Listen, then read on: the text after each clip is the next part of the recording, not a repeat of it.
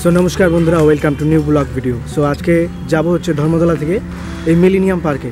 আর এখানে যেতে গেলে কি কি লাগে বা কত খরচা লাগে, কি কি মানে সব বৃত্তান্ত বা এই পার্কের ভিতরে কি কি আছে সবটাই আপনাদেরকে জানাবো।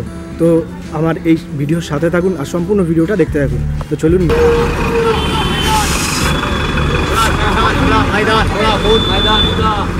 যারা এই ধর্মতলা থেকে আসবেন তারা কিন্তু এই হাওড়ার বাসে উঠলেই কিন্তু একদম পৌঁছে যাবেন এখানে। তো চলুন, কেউ যদি ওই দিক থেকেও আসেন তাহলে কিন্তু এই জায়গাটা হচ্ছে ফেয়ারলি প্লেস। আর এই হচ্ছে মিলেনিয়াম পার্কের মেন গেট, বিবাদবাগ বা মিলেনিয়াম পার্কের একদম মেন গেট জায়গাটাই হচ্ছে কিন্তু এই জায়গাটা। হাওড়ার দিকে যদি কেউ যেতে চান বা হাওড়ার থেকে আসতে চান তাহলে এখানে নামতে পারেন, এবং যারা ধর্মতলার দিক থেকে আসবেন তারাও কিন্তু এখানে আসতে পারেন। লোকাল ট্রেন স্টেশন এই দেখুন, আমার পিছনেও আছে, এটাই কিন্তু হচ্ছে বিবাদবাগ লোকাল ট্রেন স্টেশন। কেউ যদি আসতে চান দূর দূরান্ত থেকে তাহলে কিন্তু এই বিবাদবাগ এখানে নামতে পারেন স্টেশনে। এখান থেকে নেমেই কিন্তু জাস্ট একটুখানি গেলেই কিন্তু এই যে গেটটা দেখছেন, এই গেটটা দিয়ে সোজা এদিকে ঢুকলেই হচ্ছে মিলেনিয়াম পার্ক। আর এই হচ্ছে বিবাদবাগ লোকাল ট্রেন স্টেশন।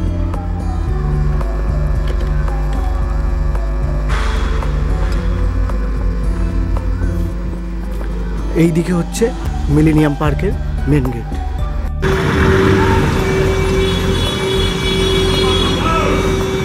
চলুন বন্ধুরা, আজকে যাব হচ্ছে মিলেনিয়াম পার্কে। এখন বাজে হচ্ছে 1:30, মানে হচ্ছে 1:35, আর আমি একদম পুরো ভর দুপুরে, মানে আমি যেভাবে সেজে এসেছি মানে আর কি দেখাচ্ছি আপনাদেরকে আমি। এই দেখুন এটা হচ্ছে আমি, মানে হচ্ছে এখন 1:30টার সময়। আর মানে রোদ মানে হচ্ছে প্রচণ্ড পরিমাণে, মানে মারাত্মক পরিমাণে রোদ। তো ওর ভিতরেও আসছি এই ব্লগিং করার জন্য। চলুন,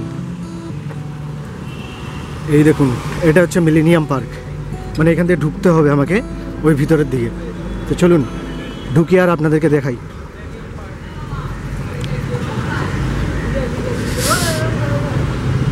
কাজ তো অনেকই আছে, সব ফেলে সব কিছু ফেলে এই ভর দুপুরবেলা এইভাবে এসছি, শুধু একটু আপনাদেরকে দেখাবো বলে। তাই এখানে আমি তাকে বাস ধরে তারপরে এসছি এই যে মিলেনিয়াম পার্কে। দেখুন লেখা আছে মিলেনিয়াম পার্ক। তো এইখান দিয়ে ঢুকবো ভিতরে আর দেখাবো কি কি আছে। চলুন এবার আপনাদেরকে ভালো করে দেখাই যে এই মিলেনিয়াম পার্কে কি কি আছে এবং কি কি অ্যাক্টিভিটিস জিনিস আছে সেগুলো আপনাদের সামনে তুলে ধরি। আর এই দুপুরবেলা, মানে এই ভর দুপুরবেলা এভাবে আসার একটাই কারণ, সেটা হচ্ছে যে আপনাদের যদি কিছু একটু সাহায্য হয় তার জন্যই আর কি। আর এইভাবে এসছি দেখুন। তো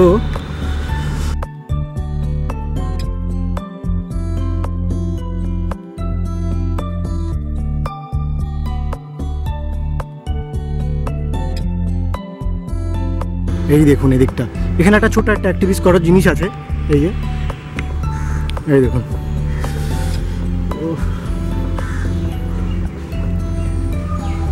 এদিকটা দিয়ে ঢুকে ওই গার্ডেনের ভিতর দিয়েও যাওয়া যায়। তা আমি গার্ডেনের ভিতর দিয়ে কিন্তু ঢুকিনি। এই দেখুন এটা চলে, বাট এটা কটা পর্যন্ত চলে জানি না, এটা আমি শোনাবো। আর এই হচ্ছে জেটি সার্ভিস, এই দেখুন এই সাইডে আছে। চলুন ওনার কাছ থেকে, যে উনি গার্ড আছেন তার কাছ থেকে শোনা যাক যে এটা কটা থেকে কটা পর্যন্ত খোলা থাকে আর কি। দেখি, শুনে নেওয়া যাক ওনার কাছ থেকে।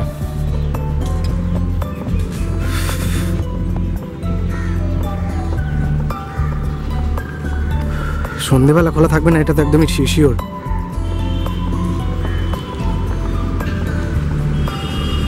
এটা কটা থেকে কটা পর্যন্ত খোলা থাকে? এটা সকাল 10টার পরে, হ্যাঁ, আর মোটামুটি ধরে নিন ওই 8টার কাছাকাছি বন্ধ হয়। রাত 8টা, মানে ওই 7:30 8টা পর্যন্ত। হ্যাঁ ওরা, আচ্ছা ঠিক আছে। মানে আপনি কি ফ্রেশ নাকি? হ্যাঁ, ফ্রেশ না ফ্রেশ না, মানে হচ্ছে এইটা খোলা থাকে অ্যাকচুয়ালি হচ্ছে সকাল 10টা থেকে খোলা হয়, আর বন্ধ হয় কিন্তু ওই বললো 8টা পর্যন্ত আর কি, মানে রাত 8টা পর্যন্ত। তো ওই ধরে রাখুন মিনিমাম ওই 6:30 7টা, কারণ এখানে তো পুরোটাই অফিস এরিয়া। তো এখান থেকে আর কি ওই যারা ফেরে তারা কিছুটা টাইম পাস করে, তো এই খোলা থাকে। চলুন দেখাই, ভিতর দিকে ঢুকি আর আপনাদেরকে পুরোটা দেখাই। চলুন এবার এই দিকটা যাওয়া যাক। এই গার্ডেনের ভিতর দিকটা পুরো সোজা করে দেখুন, ওই সাইডে হাওড়া ব্রিজ দেখা যাচ্ছে, আর এই দিকটা হচ্ছে পুরোটাই গার্ডেন। সো চলুন। আর এখানে কিছু একটা অ্যাক্টিভিটিও আছে, দেখুন এই দেখুন, এটা এই পার্কে ঢোকার জন্য মানে ফ্রি অফ কস্ট, কোনো চার্জ লাগে না। আর এইখানে এই যে একটা ছোট্ট করে মানে অ্যাক্টিভিটিস করার জন্য সুন্দর একটা জায়গা আছে। এগুলো খোলে কিন্তু ওই বিকালের দিকে, যেহেতু এখন দুপুরবেলা তাই এখনও খোলেনি। কারণ আমি এই রাস্তার দিকে সাইডটা দেখাচ্ছি পুরোটা, এই দেখুন। আমি এই মানে কি বলবো, গঙ্গার সাইডটা দিয়ে এসেছি, আমি গার্ডেনের ভিতরটা দিয়ে যাইনি। তো গার্ডেনের ভিতরটা দিয়ে আমি ওই ফেরার পথে দেখাবো যে গার্ডেনের ভিতরটা দিয়ে মানে কি কি আছে কি না আছে। এই দেখুন,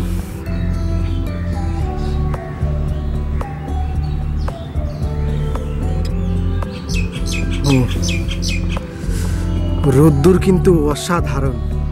এইদিকে হচ্ছে এই চারি সাইডটায় এই যে অ্যাক্টিভিটিস করার জন্য, এটাকে কি বলে জানি না, বাট এই যে জায়গাটা এখান থেকেই কিন্তু করা হয়। এটার জন্য চার্জ নেওয়া হয়। এখানে ভিতরে অনেক দোকানও আছে যেগুলো এখনও খোলেনি, ওইগুলো বিকালবেলার দিকে হলে খুলবে। কেউ যদি এই পার্কের দিকে আসতে চান তাহলে কিন্তু আসতে পারেন। দেখুন এখানে অনেক লোক, এখানে মানে নিরিবিলি জায়গা বলে সবাই অনেকটা রেস্ট নিচ্ছে আর কি, গাছের তলায় বসে। এই দেখুন,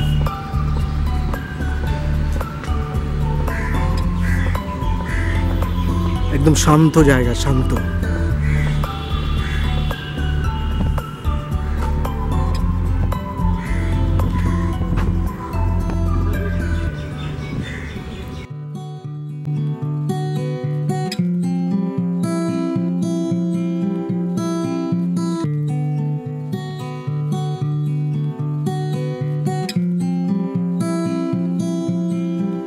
ও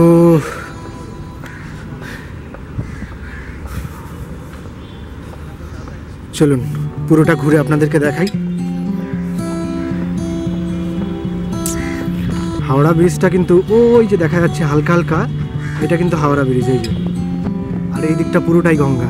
ওই পাশটা হচ্ছে কি বলে, হাওড়ার যে ওই সাইডটা যেটা হচ্ছে ওই গঙ্গা আরতি হয়, ওই সাইডটা, সেই দিকটা আর কি, হাওড়ার যে সাইডটা মানে এই যেখানে এই হাওড়ার মানে গঙ্গা আরতি হয় সেই জায়গাটাও আমি দেখিয়েছি, সেটা আমার আগের ভিডিওতে। আর এই পার্কটা বেসিক্যালি কাপলদের জন্য তো একদম বেস্ট। এই দেখুন, এই দেখুন বসে প্রেম করছে। এরকম মোস্ট ওয়েলকাম রইল যারা কাপল আছেন তাদের জন্য, কারণ এখানে আসলে আপনারা রিল্যাক্সভাবে প্রেম করতে পারবেন। কারণ ফ্রি অফ কস্ট, তো কোনো চার্জ লাগে না, বিনা চার্জে আপনারা এখানে আসতে পারবেন একদম। এইটা হচ্ছে কি বলবেন, এইটা হচ্ছে এই ব্যানশালকোট আছে, তারপরে হচ্ছে যে বিবাদী মেট্রো স্টেশন আছে, মানে মহাকরণ থেকে অল্প একটুখানি, ওখান থেকে মহাকরণ থেকে বাস ধরলেও আপনারা আসতে পারবেন এবং হেঁটে হেঁটেও আপনারা আসতে পারবেন।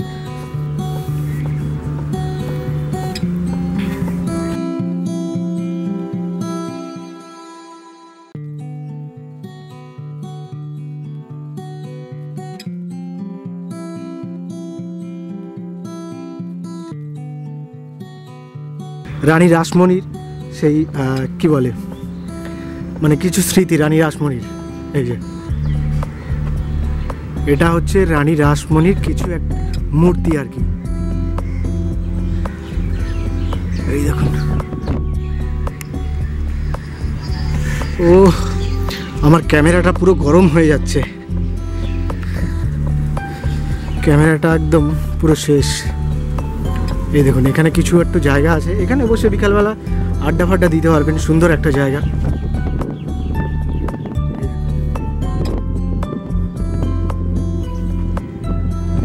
এদিকে গাছটা কিন্তু ভালো, কৃষ্ণচূড়া গাছটা, যেটা ফুল ফুটেছে একদম বেস্ট। এই দেখুন জায়গা, যারা অফিস ছুটি করে বা অফিস পালিয়ে যারা টাইম পাস করতে আসতে পারেন এখানে, যারা টাইম পাস করার ইচ্ছা তারা কিন্তু একদম ওয়েলকাম রইল আপনাদের জন্য।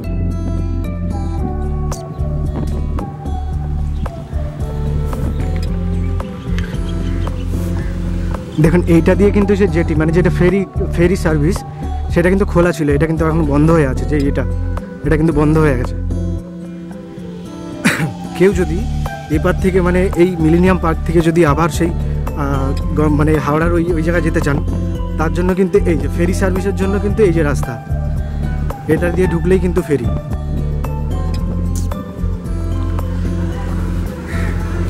চলুন এটা দিয়ে বাইরে বেরিয়ে যাই একটুখানি দেখে।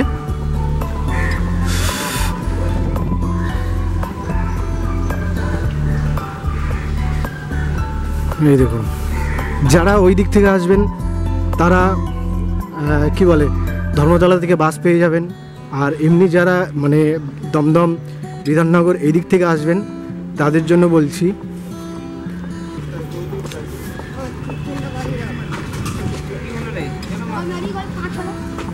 যারা এই দমদম বিধাননগর বা সোদপুর আগরপাড়া ওই দিক থেকে আসবেন তাদের জন্য বলছি এই বিবাদীবাগ স্টেশনে নামবেন। এই যে বিবাদীবাগ স্টেশন, এই স্টেশনে নামলেই এখান দিয়ে ঢুকেই হচ্ছে এই যে মিলেনিয়াম পার্ক, এই সামনে দিয়ে ঢুকলেই হচ্ছে মিলেনিয়াম পার্ক।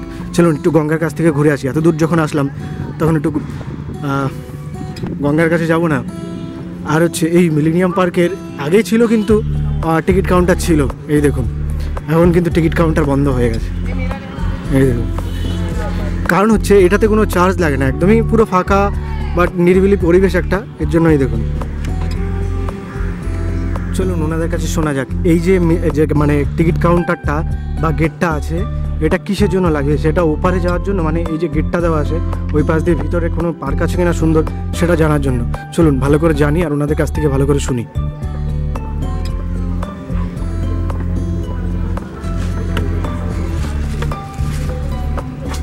আচ্ছা, ওই ভেতরে যাওয়ার জন্য কিছু কি মানে সিস্টেম আছে কিছু? ও আচ্ছা, এটা পুরোটাই বন্ধ, ঠিক আছে। এই দেখুন এটা হচ্ছে মিলেনিয়াম পার্ক। এই জানি না দেখতে পাচ্ছেন কিনা, বাট এটাই হচ্ছে সেই মিলেনিয়াম পার্কের টিকিট কাউন্টার যেটা আগে ছিল। এই যে বিবাদীবাগ স্টেশন থেকে নামলেই একদমই কাছে এই যে মিলেনিয়াম পার্ক, এখান থেকেই এবার সোজা বেরিয়ে যাব আমার গন্তব্যে। সো আপনাদের সবাইকে বলছি ভালো থাকবেন, সুস্থ থাকবেন এবং হ্যাপি থাকবেন। আর আমার এই ব্লগ ভিডিওগুলো যদি আপনাদের ভালো লেগে থাকে তাহলে লাইক শেয়ার করতে একদম ভুলবেন না। আর পাশে থাকা বেল আইকনটি বাজিয়ে রাখবেন যার জন্য এমন টাইপের নতুন নতুন ভিডিও সবার আগে আপনাদের কাছে পৌঁছে যাবে। So tata, bye bye.